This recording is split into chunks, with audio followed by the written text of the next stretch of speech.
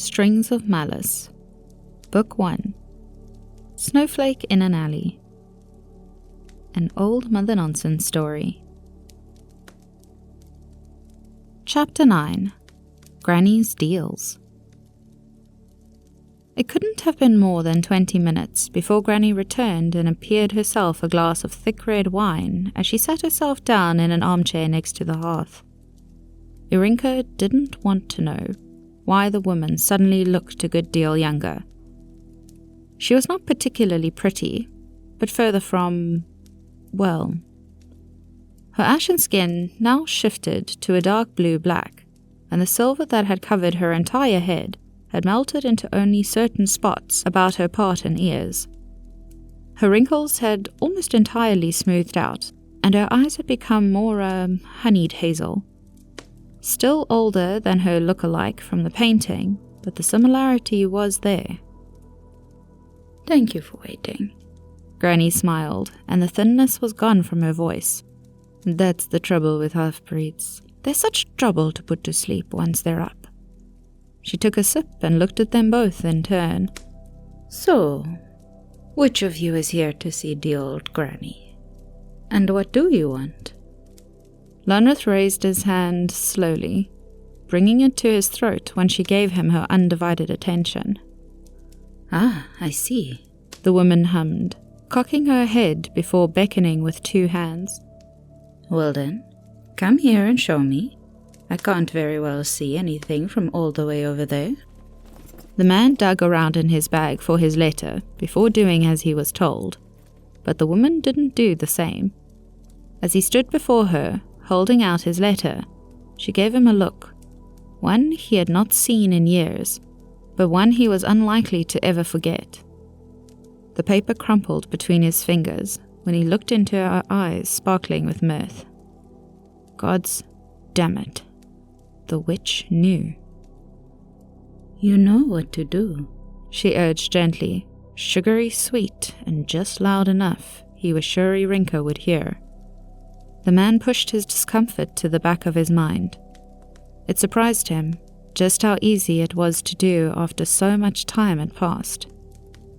Slowly, keeping eye contact, he could do that at least, he knelt before her.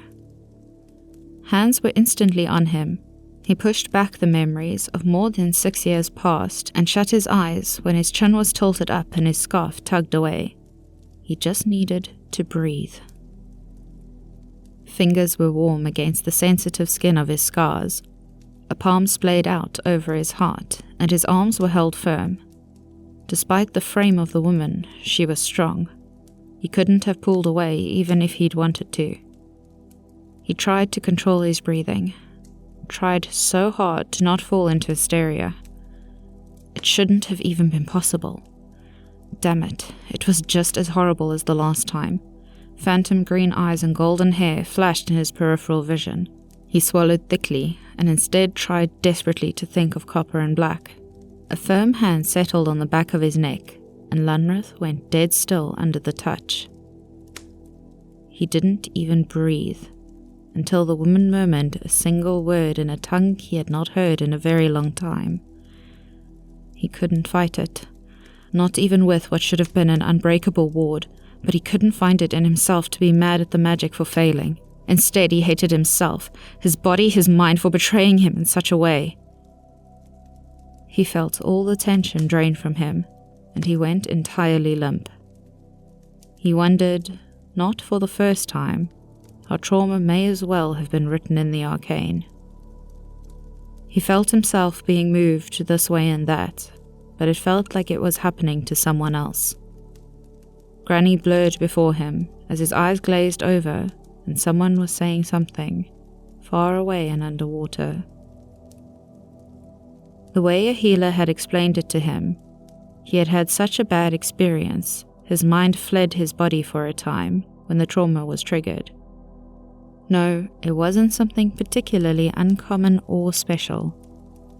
The healer had said he'd seen the same thing in more than his fair share of veterans, and while Lunreth wasn't the worst he'd seen, it certainly was up there. Unfortunately, there was not much to be done. Lunreth had flat out refused exposure treatment, and he couldn't speak to work it through with a mind physician. He should have found a way, shouldn't have taken the easy way out, but should have would not help him now. He could bear this.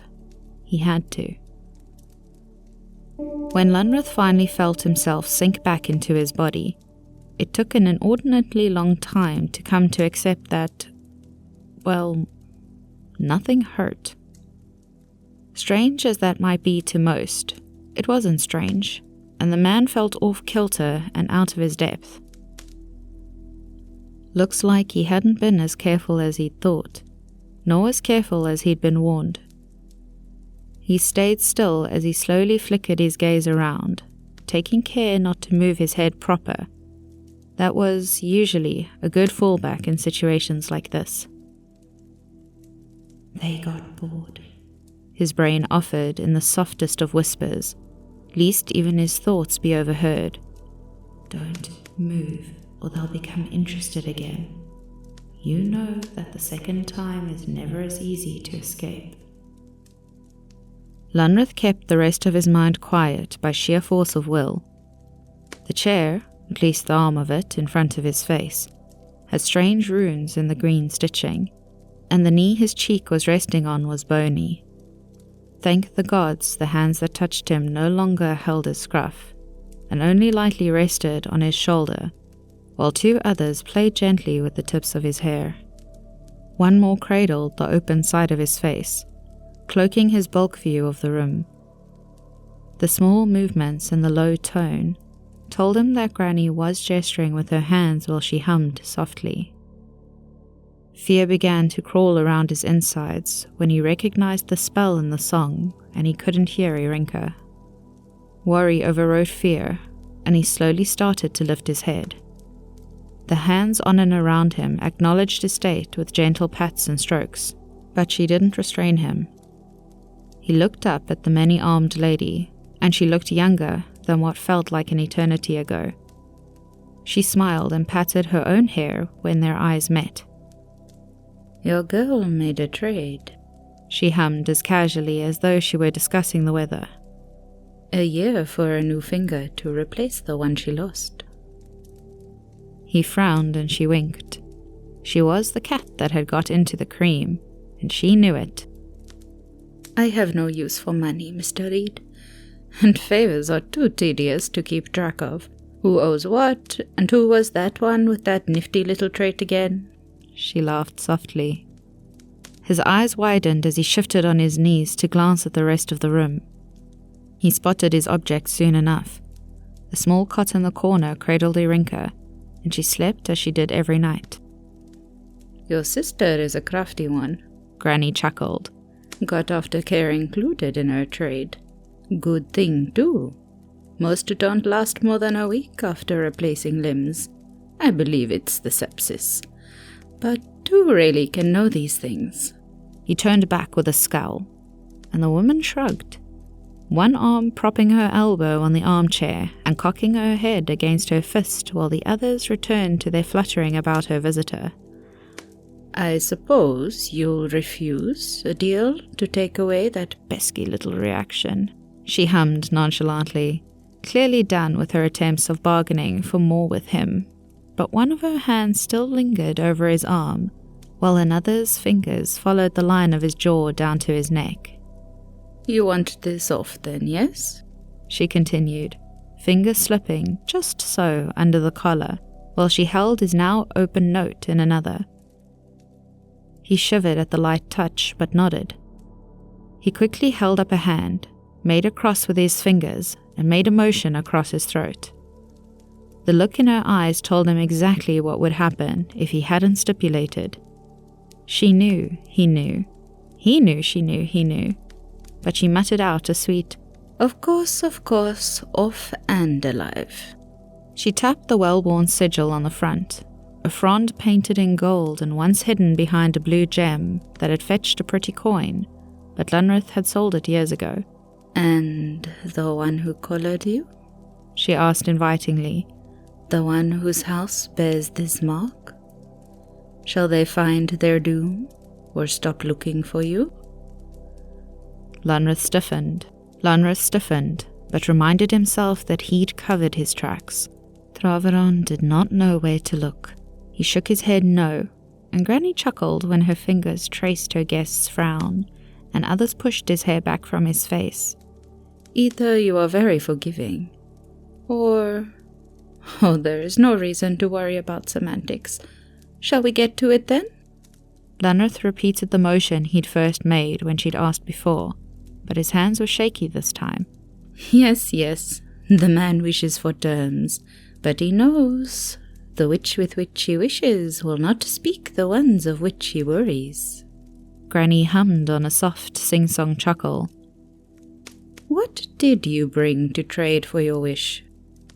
The man's lips pressed together grimly when her fingers tried to pry into his mouth to see his teeth, but retrieved his coin pouch with shaky hands and a sinking feeling of defeat. A veritable fortune, Granny agreed as it was placed shakily into one of her awaiting palms. Though who can put a price on freedom? There was something odd about the way she said it, something off in the way she looked at him, as though she'd discovered a gift before it was given, but still eager to act on the surprise. He nodded and pulled an old piece of parchment from his back pocket. Her pressing fingers left his mouth to take and unfold it inquisitively. The ink was barely still visible in some places, and the folded lines threatened to tear it if either of them breathed too hard. She turned his face this way and that as she compared them. They didn't quite get your eyes right, was her judgment, and Lunreth actually found himself cracking a smile at the declaration. Oh, your smile. You have such lovely teeth. He lifted a hand slowly to test if he was allowed. When she did nothing to stop him, he pointed to the lower section. In faded numbers, the price his former master had effected upon his return. Even Granny's eyes went wide at it, and she laughed aloud when he shifted his finger and tapped lower, where a percentage was scribbled over and over in far newer ink. Educated. She seemed impressed. How interesting. No one would tell by looking at you, but I suppose that is the point. She folded the paper back up and put it in his purse before handing both back to him. Maybe Crackle Creep will take your offer once she returns from the edge of the world. His small smile faltered and his brows pinched in confusion. She sighed and her hands returned to their petting, running fingertips over the lines of his face and squeezing his shoulders, as though she could learn all there was to know about him by touch alone. Perhaps she could. As I said, Mr. Reed, I have no need for money, especially not that much. Gods, what would one do with such a sum? Lunreth dropped the bag beside him and curled his hands around the back of her calves as he squeezed his frame into a bow, so his forehead lay in her lap. His fingers gripped her skin, hoping desperately for her to understand, to have some compassion. Unable to beg aloud, he began to shake. She pet his hair to hush him back from the verge of tears. "Don't despair, Lunreth," she cooed, though it did nothing to soothe him. "She should be back in a year or two, provided her ship doesn't get lost in the emerald depths." The general shook his head desperately. He didn't want to wait any longer. This was worse than all the fear that had made him hesitate the eve before. He breathed in a shaky breath and pointed at the cot where Irinka still slept. "She is too old to be of any use to me." Granny Not Cracklecreep raised an eyebrow and shook her head. Lunreth huffed in frustration and waved his fingers in front of her. She chuckled at his distress, and two of her strong hands closed around his wrists. Her iron grip forced them away and back until his shoulders ached. "No, darling, I can't understand you. I will read if you can write." He nodded quickly and shuffled back to reach for his bag, but the moment her hands were no longer on him, he felt sick. It was like thick smoke had invaded the air to hang heavily, and somehow he'd been unwittingly breathing it in for far too long. He frantically looked around. He could see nothing out of the ordinary. He scrambled for his notebook and his pencil, but managed to scribble only a number before his eyes blurred. His knees went weak and he hit the floor, the room spinning when his head connected painfully with the ground. The soft padding of feet across warm wood stepped up close near his side. Lunreth felt the book taken from his fingers, and a rush of something that sounded like the sea whirled in his ears when she spoke. The only word he heard was, "Agreed." Then stars danced before his eyes, and he blacked out.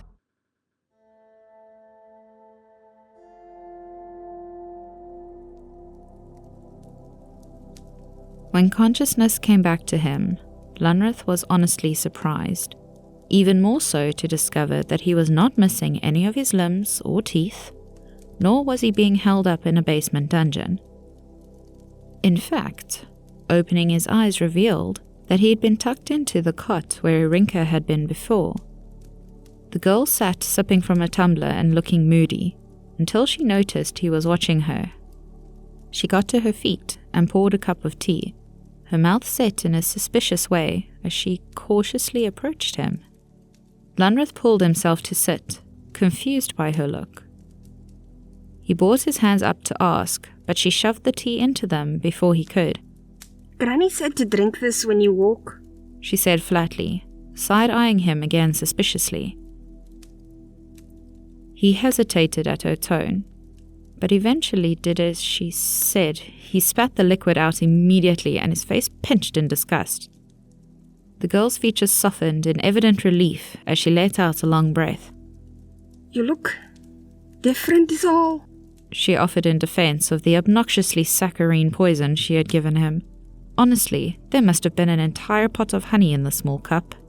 "I had to be sure you were still you." Lunreth frowned, handing the teacup back quickly. Surely he couldn't look so different, just because his collar was... He almost dropped the cup in his hurry to touch.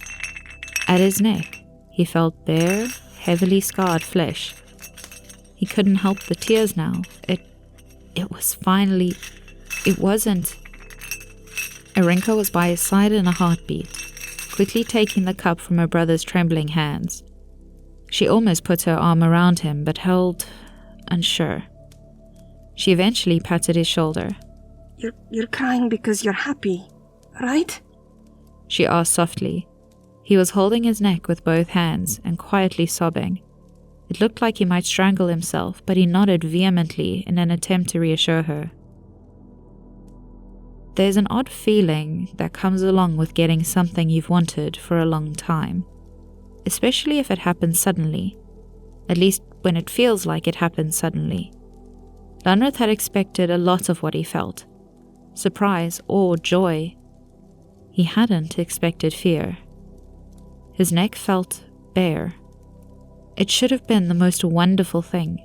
He should have finally felt free, and gods above and below he did. But he also felt exposed.